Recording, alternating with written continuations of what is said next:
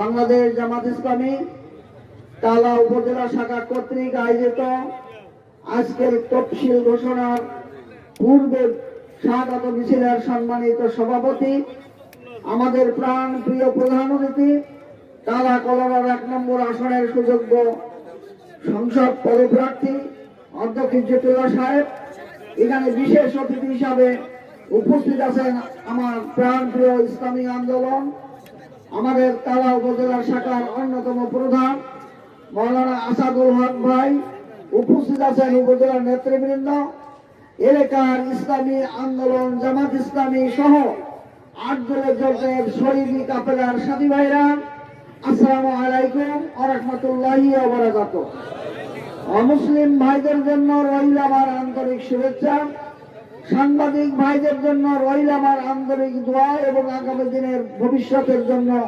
তাদেরকে কাজ করবার জন্য আহ্বান। সংগ্রামী সাথী ভাইরা,